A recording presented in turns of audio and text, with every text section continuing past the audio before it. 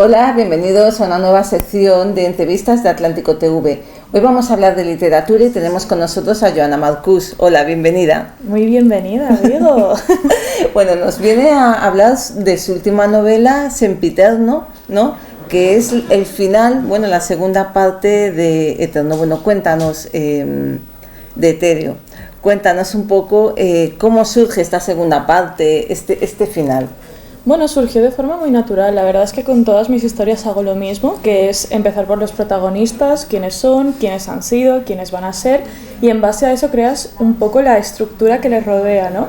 Y empecé a escribir Etéreo sin mucha perspectiva de lo que iba a pasar, pero cuando ya llevaba un volumen bastante grande de palabras y páginas y tramas que todavía estaban abiertas, me di cuenta de que se estaba alargando mucho, así que decidí hacer una segunda parte en la que concluí todo.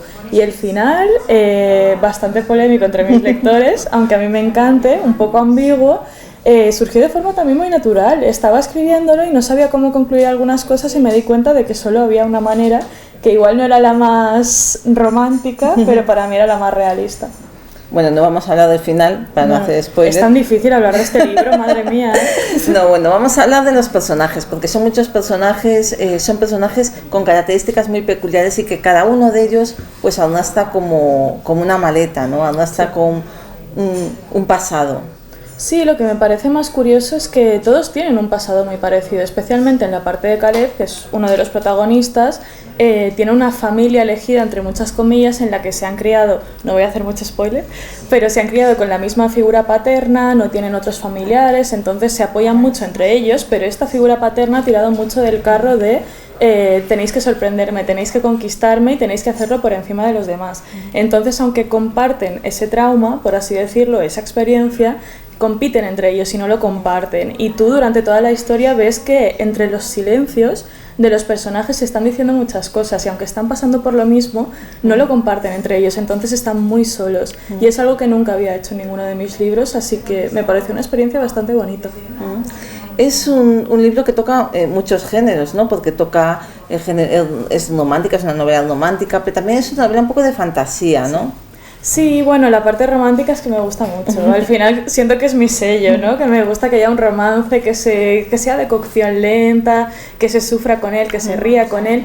Pero en este caso quería un protagonista un poco distinto. Quería que el chico especialmente tuviera algo que lo diferenciara del resto. Y al principio no iba a tener nada de fantasía, pero me di cuenta de que las habilidades sobrenaturales, que es lo que lo diferencia de Victoria, por ejemplo, eran lo que más lo distinguía del resto y lo que podía justificar que se sintiera tan al margen de la sociedad. Y no sé, también me gusta esa experiencia porque jamás había escrito fantasía y lo que iba a ser un detallito de tiene habilidades se terminó convirtiendo en casi la mitad de la trama del libro. Porque para ti, ¿qué significa escribir? O sea, ¿cómo te planteas una historia nueva? Uy, significa muchas cosas. Creo que es muy desahogo, es algo muy, muy íntimo, muy vulnerable. Conecto con partes de mí misma que igual, si no las expusiera en personajes que no se parecen a mí, no sería capaz de identificar. Entonces, por ejemplo, estos libros los escribí con 17 años, que era un poco ese momento de estoy haciendo segundo de bachillerato, tengo que ir a la universidad, tengo que hacer selectividad, la gente me está pidiendo que tome muchas decisiones, pero todavía no tengo la capacidad de tomarlas. Y también esa sensación de estoy perdiendo el tiempo porque todas las decisiones de ahora durarán para siempre. Entonces, Victoria está en ese momento, Caleb está en ese momento de he hecho todo lo que se supone que tengo que hacer y aún así no soy del todo feliz, aún así no tengo claras las cosas y siento que cualquier decisión de ahora me va a llevar el resto de mi vida. Y bueno, luego creces y te das cuenta de que no es así, pero sí que mientras lo reescribía me daba cuenta de que eso está impregnado en todas partes. Bueno, una historia que escribes a los 17 años. Yo no sé si te das cuenta de lo fuerte que suena 17 años, pero lo cierto es que comienzas a escribir antes. Sí. ¿Cómo se lleva eso de ser tan precoz y de tener tanto éxito además? Claro, es que para mí no es precoz, para mí era lo normal, porque de hecho me acuerdo que empecé a leer en internet con unos 11 años o algo así, y a los 13 me di cuenta de que ya estaba alcanzando la edad que tenían las personas que escribían ahí. Y si a mí me despertaban tanto, dije, ¿por qué no lo intento yo? A mí me encantaría despertar sentimientos en otra persona, con personajes ficticios, con historias que yo me invente. Y no sé, para mí fue súper natural, ni siquiera me planteé si era joven o no era joven, era parte del proceso.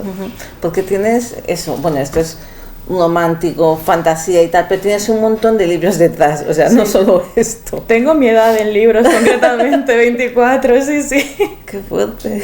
Pero yo me lo paso también escribiéndolos. Es que ni siquiera te paras a pensar si he escrito más o menos, es que te gusta y lo disfrutas y ojalá tuviera más para seguir ofreciéndolos. ¿Y es fácil vivir la vida en el mundo real cuando tienes tanto en la literatura? Yo creo que sí, o sea, al menos en mi caso nunca lo he sentido como un impedimento, ¿no? Porque es verdad que hay una parte muy importante de mi vida que se basa en promoción, en viajar, en hablar de los libros, en que, yo qué sé, si estoy haciendo una firma en esta librería sé que no puedo ir al restaurante del lado porque estará lleno de lectores y ya no podré comer tranquila.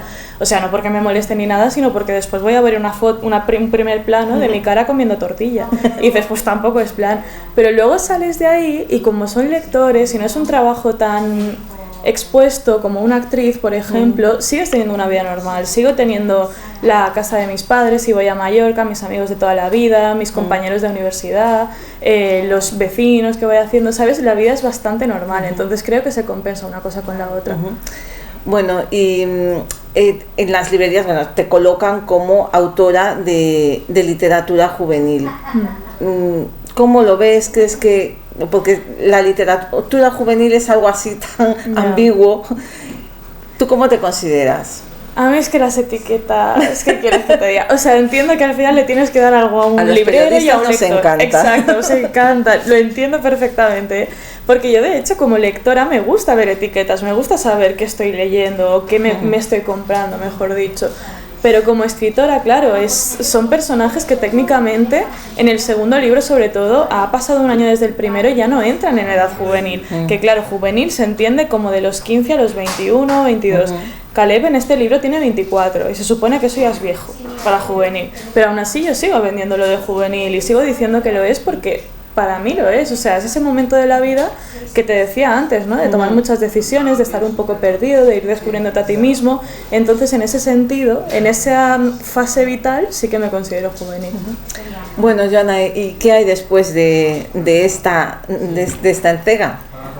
Pues un buen merecido descanso, porque lo hablaba esta mañana con el equipo que llevo desde 2021 sin vacaciones.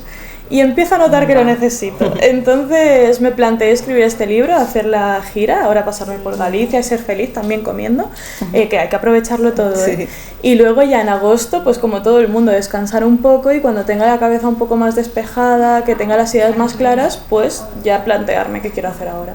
Muy bien, pues muchísimas gracias por haber venido y haber compartido con nosotros estos momentos. Muchas gracias a ti.